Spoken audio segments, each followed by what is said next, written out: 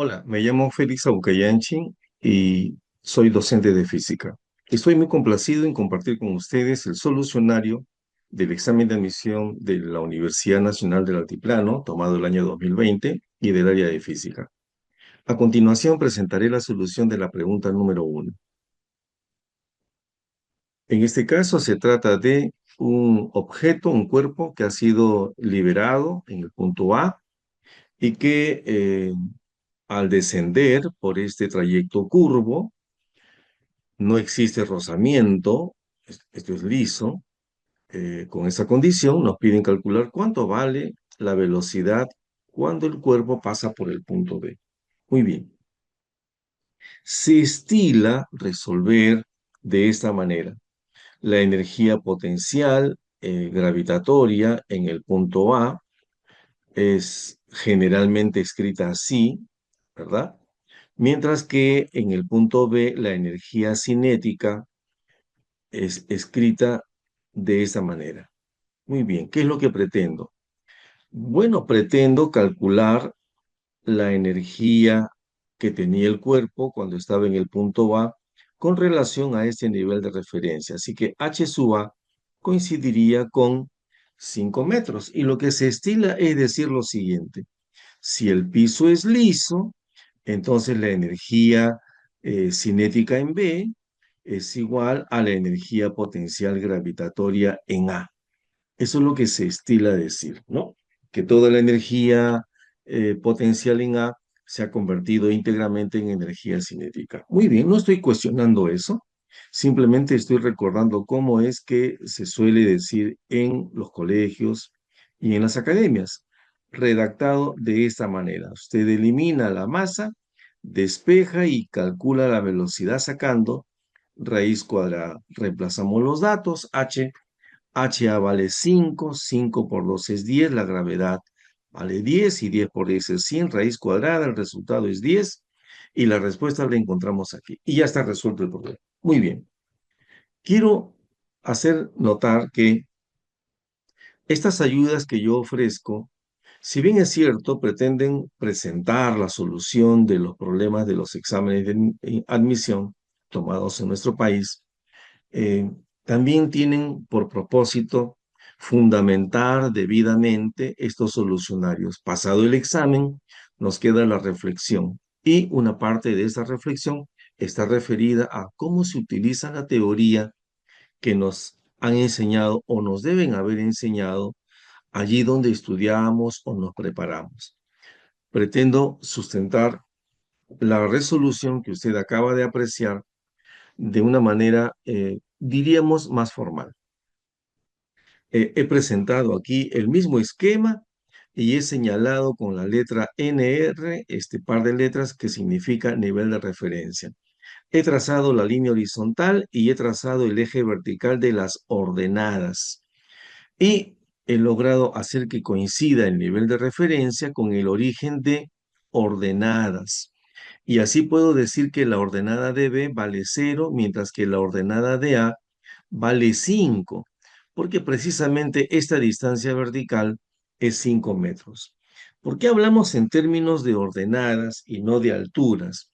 Es que de acuerdo con la teoría formal, la energía potencial gravitatoria en cualquier lugar, como por ejemplo en A, estaría dada por este producto, la fuerza de gravedad, que es una fuerza conservativa por su posición. Las fuerzas conservativas no son muchas, la fuerza de gravedad es una de ellas. Eh, Tienen una energía asociada que se llama la energía potencial, la misma que tiene un valor que va a depender de las coordenadas, en este caso, de la ordenada. Y es preferible usar ordenada en lugar de altura, porque las alturas se definen de esta manera, siempre por encima del nivel de referencia. Es para medir la distancia de un objeto con relación al nivel de referencia. Pero los objetos podrían estar moviéndose por debajo del nivel de referencia y allí habría que utilizar una altura con signo negativo. Eso violaría su propia definición. De manera que, para evitar ese tipo de situaciones, no hablamos de altura, sino hablamos de ordenada. Muy bien. Así, la ordenada en A estaría definida por esta expresión, mientras que la energía potencial gravitatoria en el punto B sería cero. ¿Por qué? Porque si la energía potencial depende de la ordenada de B vale cero. Y la energía potencial gravitatoria, por ese motivo, también valdría cero. Igualmente, la energía cinética en A estaría dada por esta expresión, es cierto, mientras que la energía cinética en B estaría dada por una expresión muy similar, lo cual también es cierto. Bien, ¿qué hacemos con estas energías?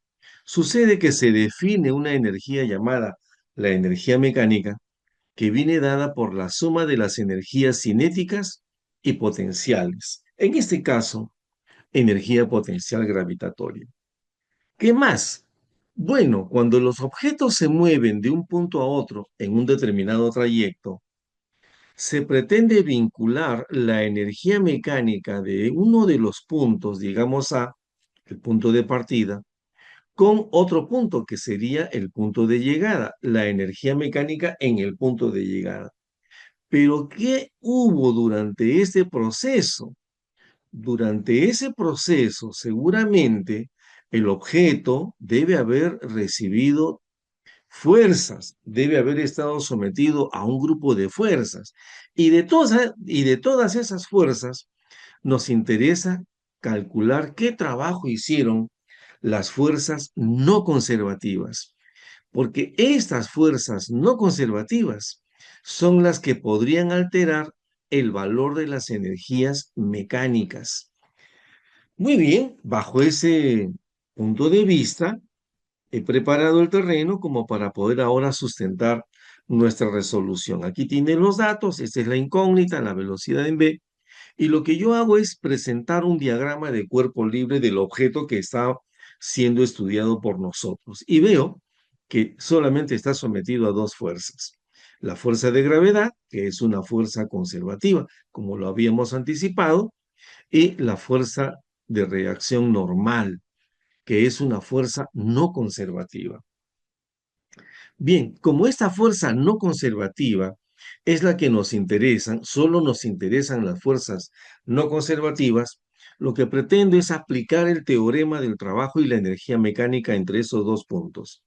Y diremos que la energía mecánica en el punto A más el trabajo realizado por todas las fuerzas no conservativas entre A y B nos dará la energía mecánica en el punto B.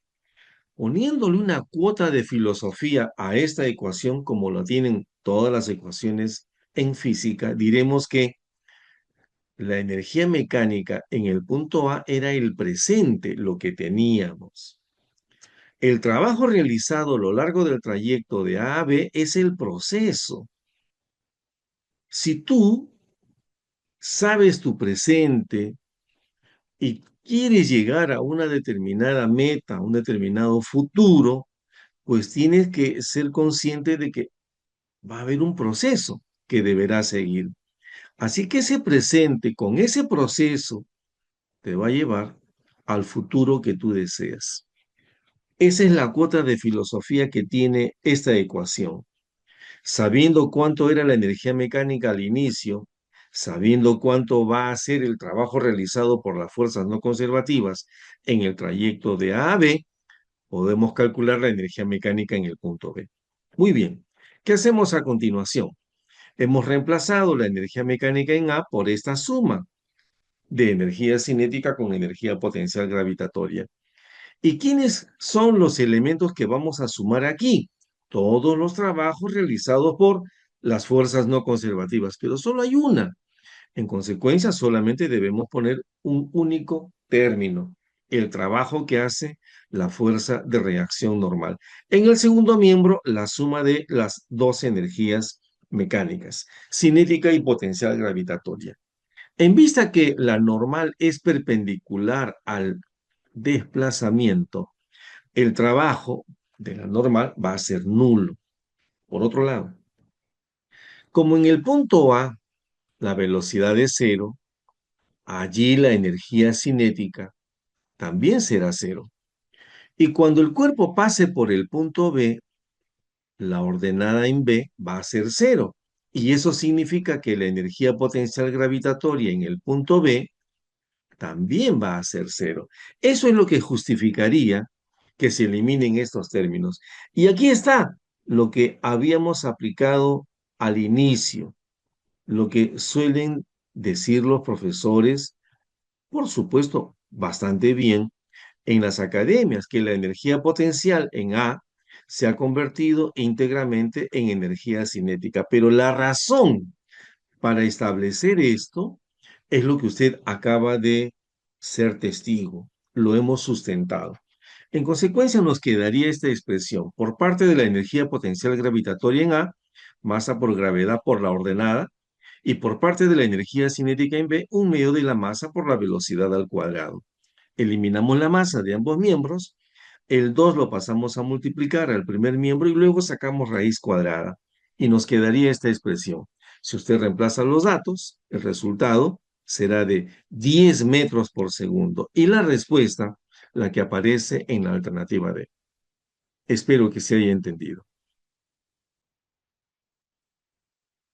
A continuación, presentaré la resolución de la pregunta número 2 del área de física del examen de admisión tomado en la Universidad Nacional del Altiplano el año 2020. Esta es una pregunta referida al tema de estática. Observemos que se trata de un cuerpo de masa conocida. La masa del cuerpo M es de 120 kilogramos. La gravedad del lugar es de 10 metros por segundo al cuadrado.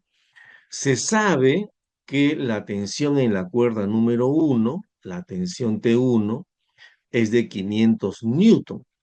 Y con eso nos piden calcular cuánto vale la suma de las magnitudes, cuidado, no de los vectores, sino de las magnitudes de las fuerzas con que se presentan las tensiones en la cuerda número 3 y en la cuerda número 2. Se tratará de calcular esos valores y a continuación cuánto vale su suma. Muy bien, lo que haré será presentar el diagrama de cuerpo libre de este sistema.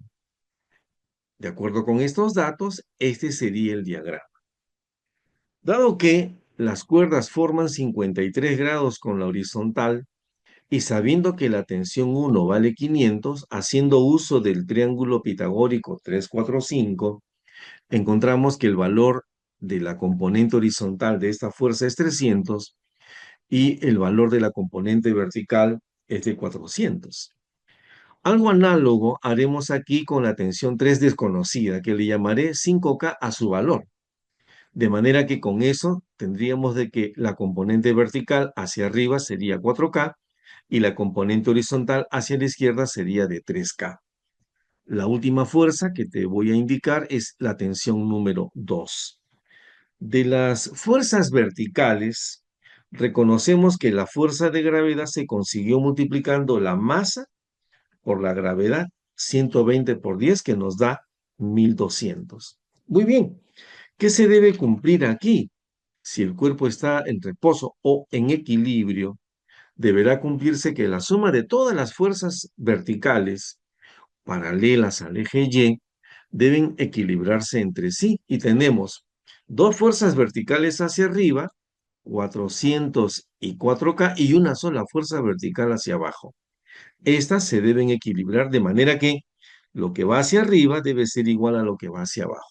4K más 400 debe ser igual a 1200. Si esto es 400, esto de acá debe ser 800. Y si 4K es 800, no me queda más que aceptar que K vale 200. 200 por 4, 800. ¿Y eso qué es lo que nos permite? Nos permite calcular cuánto vale la tensión en la cuerda número 3. Multiplicando 5 por 200 nos da 1000 en este caso, ¿no? 1000 newton. Ya está. Hemos calculado la tensión número 3. Y ahora pasaré a calcular la tensión número 2, pero esta se encuentra paralela al eje X. Y diremos así. por equilibrio, la suma de todas las fuerzas ubicadas a lo largo del eje X, o sea, paralelas a ella, debe dar cero. Tenemos dos que van hacia la derecha y uno que va hacia la izquierda. Se debe cumplir entonces que lo que va hacia la derecha, T2 más 300, debe ser igual a lo que va hacia la izquierda, 3 por K. Pero como K vale 200, tendríamos 3 por 200, que yo ya lo anoté aquí. Ese resultado va a ser 600. Como aquí ya tenemos 300, deducimos que la tensión 2 deberá ser de 300 newton su valor. Como me piden la suma de estos valores, el resultado será 1300 y este aparece en la alternativa A. Espero que se haya entendido. A continuación presentaré la solución de la pregunta número 3 de física del examen de admisión de la Universidad Nacional del Altiplano tomada el año 2020. Este es un caso que corresponde al tema de fluidos, específicamente al tema de hidrostática. Se trata de un cilindro de metal, un cilindro metálico. Me estoy refiriendo a este cuerpo de aquí. Este cuerpo tiene un área de sección recta que vale 10 centímetros cuadrados. Asumo que el cilindro tiene una sección recta circular de área conocida. Muy bien. La altura del cilindro es de 10 centímetros. El cilindro flota en un líquido, pero que no es cualquier líquido. El cilindro, siendo de metal, aparentemente, bueno, nos da la idea de que se debería hundir, pero el líquido que lo sostiene es uno de los líquidos de mayor densidad de nuestra naturaleza, el mercurio. Entonces, el cilindro de metal flotará, pero la parte que se encuentra sumergida en el mercurio tiene una altura de 8 centímetros. Bien, con esta información nos piden determinar cuánto vale la densidad del material que forma el cilindro, del metal. Bien, haré aquí uso de nuestros conocimientos para el tema. Por ejemplo, será necesario hablar de la fuerza de gravedad, del peso, masa del cilindro por la gravedad. La densidad del cilindro me permite reemplazar la masa por el volumen, la densidad por el volumen, la densidad del cilindro por el volumen del cilindro. Esto multiplicado por la gravedad.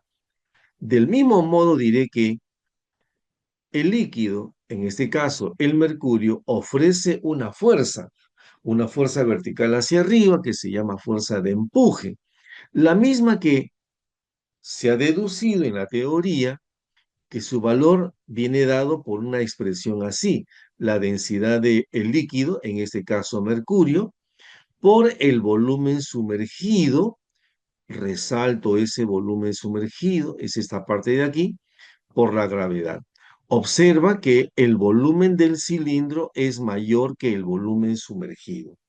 Y a propósito de los volúmenes, el volumen sumergido y el volumen del cilindro se podrían calcular a su vez multiplicando área de la base por la correspondiente altura. En el caso del volumen sumergido, la altura es h minúscula y por parte del cilindro, la altura es h mayúscula. Muy bien, teniendo esto preparado, voy a proceder a resolver el problema presentándoles el diagrama de cuerpo libre. Aquí están las dos fuerzas a las que me había referido antes. Aquí están las ecuaciones que la definen a cada una de ellas. He señalado la altura del cilindro como H mayúscula, VC el volumen del cilindro, VS el volumen sumergido y H minúscula la altura de la parte sumergida. Habíamos presentado los datos, el dato de la densidad del mercurio, 13,6 gramos por centímetro cúbico, la altura del cilindro, 10 centímetros, la altura de la parte sumergida, 8 centímetros, y no haré ningún cambio en las unidades, las voy a mantener así. Pretendo llegar a una ecuación donde no sea necesario hacer el cambio de unidades. Lo verán.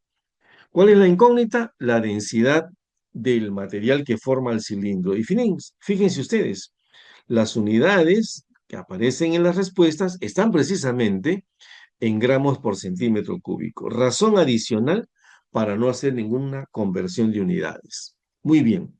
Habíamos mostrado que los volúmenes se pueden expresar en base a el área de la sección recta del cilindro por las correspondientes alturas. Por equilibrio. La suma de las fuerzas verticales me debe dar cero. Como solamente son dos, la fuerza dirigida hacia arriba debe equilibrar a la fuerza dirigida hacia abajo. En este caso, la fuerza de gravedad se iguala con la fuerza de empuje. Entonces, cada uno de ellos tiene una ecuación que la hemos resaltado aquí y acá. La reemplazamos y observo que la gravedad se repite en ambos miembros. La eliminamos. Ahora será cuestión de sustituir cada uno de estos volúmenes por estas expresiones. Y aquí está. Al hacerlo, observamos que nuevamente hay un factor común en ambos miembros, el área. Al despejar, la densidad del cilindro está dada por esa relación. La relación de alturas h minúscula a h mayúscula multiplicado por la densidad del mercurio. Si ahora sustituimos los datos y efectuamos la operación, nos queda 10,88 gramos por centímetro cúbico. Respuesta que la encontramos en la alternativa C. Espero que se haya entendido.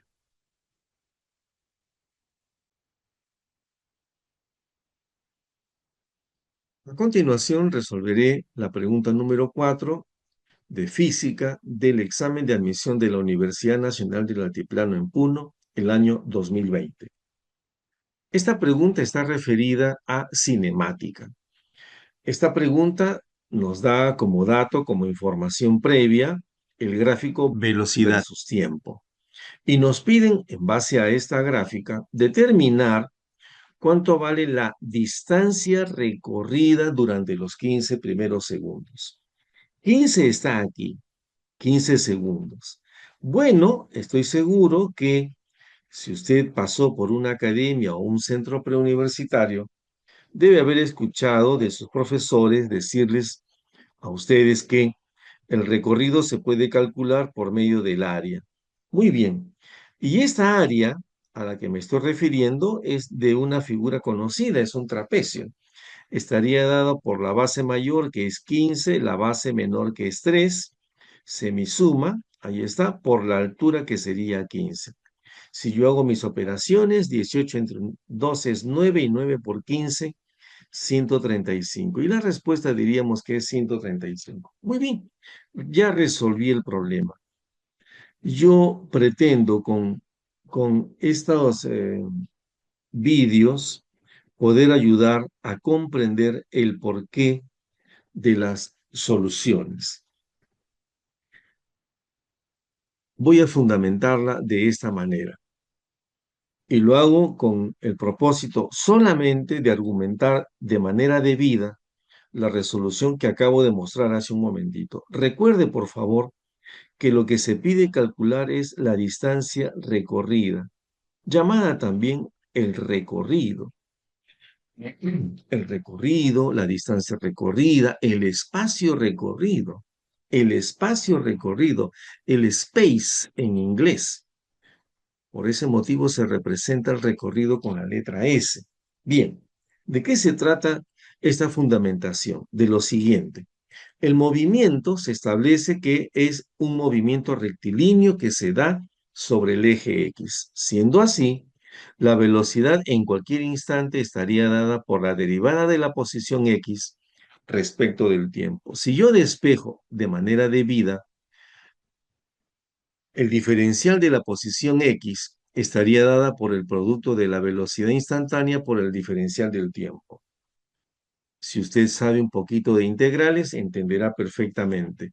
La integral del primer miembro es igual a la integral del segundo miembro. Si yo evalúo entre dos instantes, T1 y T2, la posición X1 corresponderá al instante T1 y la posición X2 corresponderá al instante T2. Si usted supiera integrar, seguramente que en el primer miembro no le resultará extraño que aparecerá esta diferencia. Yo conservaré el segundo miembro y lo mantendré de esta manera. Mi propósito es llegar a esta conclusión. El primer miembro, la diferencia de posiciones, no es más que el desplazamiento representado por delta de x. Mientras que la integral, que no pretendo que usted sea un experto integrando, me permite fundamentar que en cálculo se ve que la integral nos da siempre el área. Ajá, ahí viene la relación que nos ha permitido presentar la solución anteriormente. Pero este es un área que se debe calcular en el gráfico velocidad versus tiempo. Velocidad versus tiempo. Y esto es justamente lo que nos han dado. Pero cuidado, es el desplazamiento. El área nos da el desplazamiento. Y nosotros buscamos el recorrido, el space. Caramba. ¿Será o no correcta la solución que presenté hace un momentito? Déjeme fundamentar que sí es correcta por una sencilla razón. Si usted analiza lo que ocurrió con la velocidad en los 15 primeros segundos hasta acá, la velocidad en todos esos instantes, la velocidad siempre tuvo un valor positivo. ¿Qué significa eso? Que como la velocidad es un vector, si el vector tiene signo positivo es porque algebraicamente con signo positivo, quiero decir, apunta en la dirección positiva del eje X. Ah, me estoy refiriendo a esto. El móvil presenta una velocidad positiva y eso significa que está orientada hacia el lado positivo del eje X. La teoría nos dice que la velocidad y el desplazamiento siempre son codirigidos, o sea, paralelos y apuntan hacia el mismo lado. Como tenemos un movimiento rectilíneo, en el movimiento rectilíneo se va a verificar que el desplazamiento tendrá un módulo que va a coincidir con el recorrido. En consecuencia, solo por el hecho de que la velocidad ha sido positiva en estos 15 primeros segundos, calcular el área es calcular el desplazamiento o el recorrido. En este caso, para este intervalo, se verifica la igualdad. Por ese motivo, podríamos decir también que el desplazamiento o el recorrido se puede calcular como el área del trapecio. Y el área nos lleva al valor de 135 metros por esta semisuma de 3 más 15, 3 la base menor, 15 la base mayor. Se debe sumar y dividir entre 2, me va a dar 9 y 9 por el tiempo, que en este caso sería la altura, que es 15, y el resultado, 135 metros. Y ese resultado aparece en la alternativa. Espero que se haya entendido. Muchas gracias por su atención y también nos encuentran en TikTok como Físico.